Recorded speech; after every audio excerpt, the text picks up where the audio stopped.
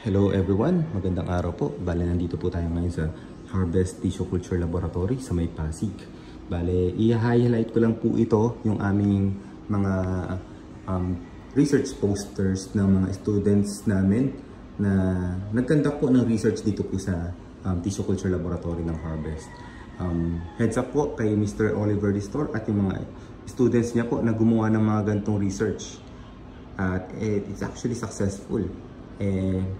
Introduce ko lang po itong research na to. Ito po ay galing sa tissue culture ng mga flower stalk as their planting material. Ginamit po nila. Meron po silang lakatan, saba, and katundan. And meron naman po yung mga male flower.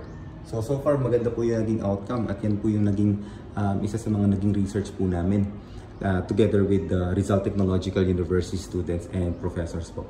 Yan. Yung pangalawa naman po, meron tayong high value crops at meron din tayong for conservation efforts through conserving the Amorphophallus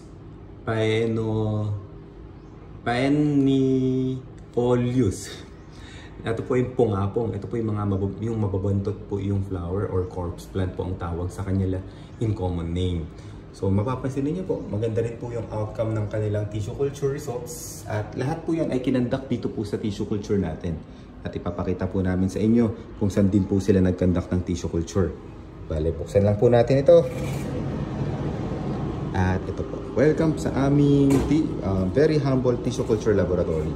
Ito po ay nag-establish po kami way back 2018 from ornamental plants, orchids. Ngayon po ay nagpo-focus na ang harvest tissue culture sa banana. Kasi sa banana pa lang po, super dami na ng mga ginagawa namin. Kaya hindi na namin makita even the ornamental plants. Ayan.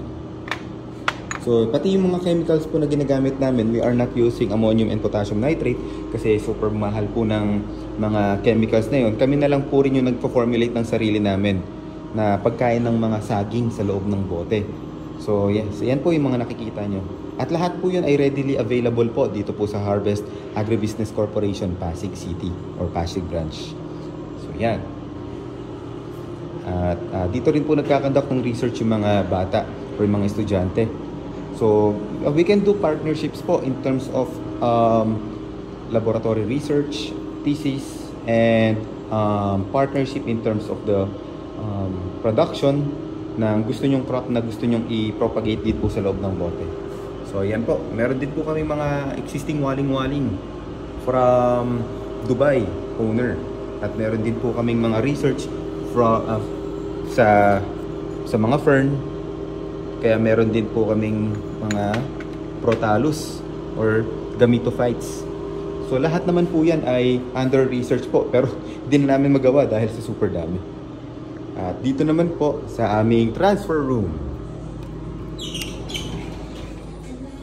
Yan. Dito naman po yung mga students or mga OJTs namin from Rizal Technological University. Andyan po si Miss Thea, si Sir Sean, saka si Melissa. Tama ba, Melissa? And si Joy, yung isang staff na bagong team natin dito.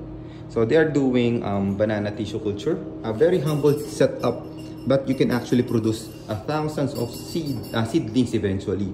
So ganyan lang po kasimple yung laboratory namin dito. Yes, makalat. Makalat at magulo. Pero eventually, yan po ang result.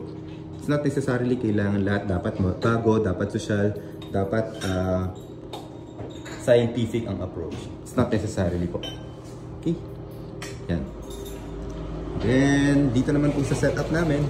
As long as ang aircon naman natin, hindi naman po yan 24/7 dahil kapag 24/7 yan, medyo kain sa costing ng kuryente.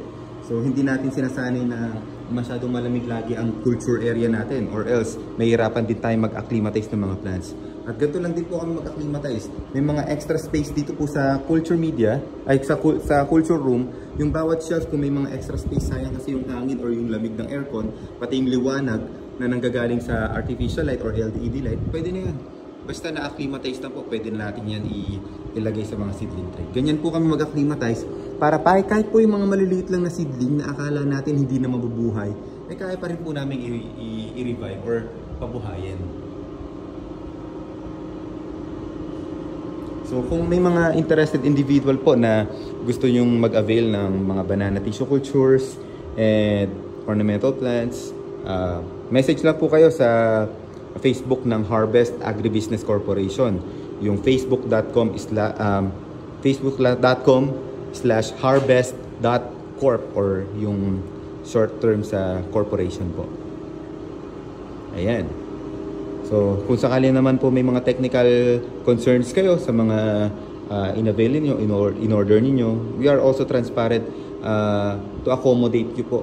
Bale, kahit na may mga after sales po kami, pwede kayo mag-follow up, magsabi ng mga concerns or opinion or suggestions or even reklamo po, pwede po namin sagutin yan sa inyo. Maraming po salamat and happy growing!